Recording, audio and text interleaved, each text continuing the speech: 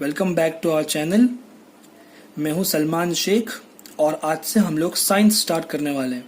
हमारा पहला first chapter रहेगा केमिकल रिएक्शन एंड इक्वेशन। ये चैप्टर बहुत ही इंपॉर्टेंट एंड इंटरेस्टिंग चैप्टर है और ये एक अच्छा बेस क्रिएट करेगा अगर आप आगे साइंस स्ट्रीम प्रीफर करते हो तो। So let us begin the chapter. सबसे पहले केमिकल रिएक्शन का मतलब क्या, how to define chemical reaction. तो उसको डिफाइन हम कुछ इस तरह करेंगे, transformation of matter and energy.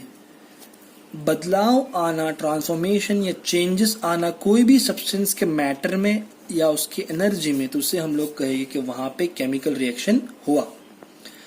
Chemical reaction simply define कर सकते हैं आप transformation of matter and energy, या चेंजेस जो टेक्स प्लेस करेंगे एक सब्सटेंस में। एक सब्सटेंस पहले कुछ और होगा, बाद में कुछ और बन जाएगा, तो हम कहेंगे वहां पे केमिकल रिएक्शन हुआ।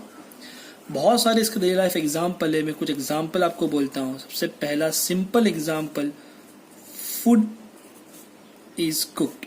जब खाना बनता है तो खाना बनाने पहले जो होती है सब्जी या खाना वगैरह, वो पहले रॉ होती है, उसको कुक करने के बाद वो कुछ अलग बन जाती है, तो ये यहाँ पे केमिकल रिएक्शन हुआ।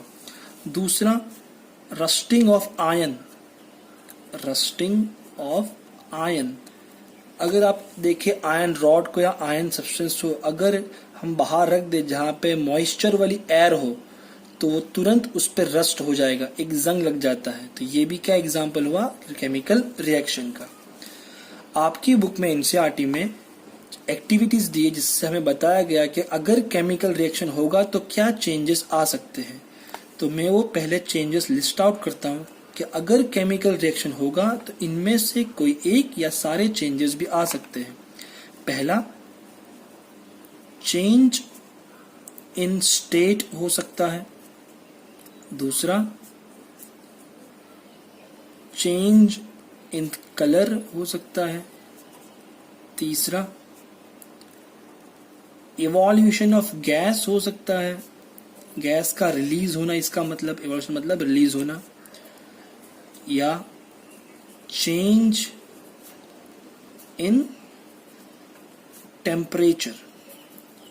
सो फ्रेंड्स, ये चारों में से अगर एक भी चेंजेस हुआ या चारों हुए तो हमको वहां पे कहना है कि केमिकल रिएक्शन हुआ। सो केमिकल, चलिए अब इसके बारे में हम लोग एक्टिविटी से कुछ समझते हैं कि केमिकल रिएक्शन क्या है। आपके एनसीईआरटी में पहली एक्टिविटी जो दी है वो है मैग्नीशियम रिबन, जो है उसको हमने बर्न किया, बर्निंग ऑफ मैग्नीशियम रिबन। तो बुक में ऐसा बताया गया है कि अगर एक मैग्नीशियम रिबन हो और उसको हम बर्न करेंगे तो आप देखिएगा कि एक डैजलिंग फ्लेम होगी।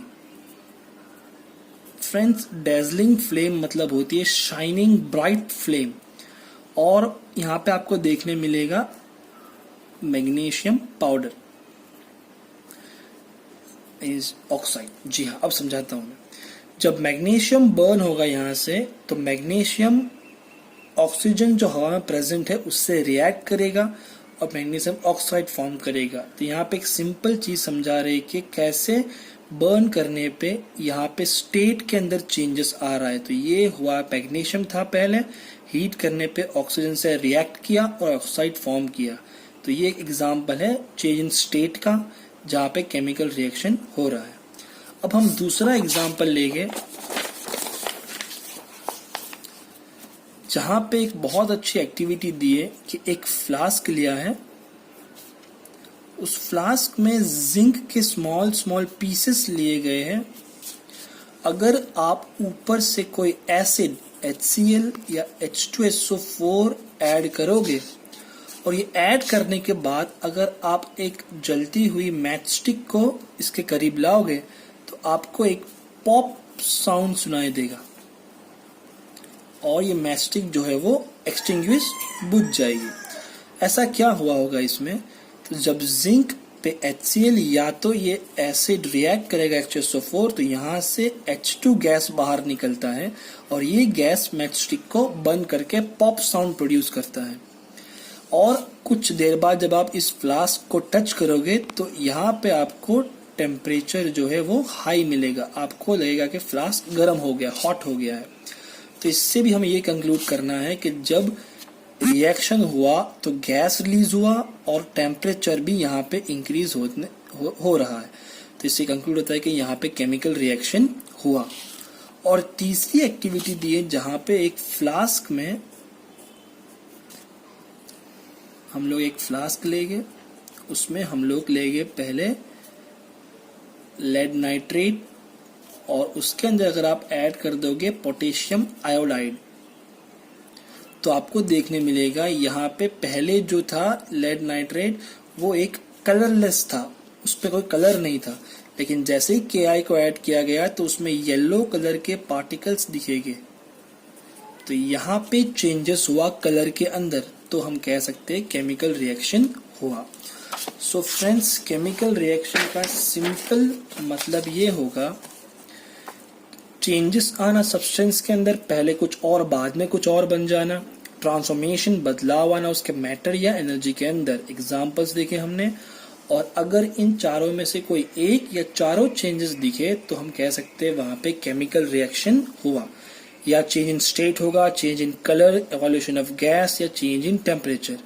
और ये सारी एक्टिविटीज हमें यही प्रूव करती है कि स्टेट चेंज हुआ, कलर चेंज हुआ, टेम्परेचर इंक्रीज हुआ या गैस इवॉल्व हुआ, मतलब वहां पे केमिकल रिएक्शन हुआ।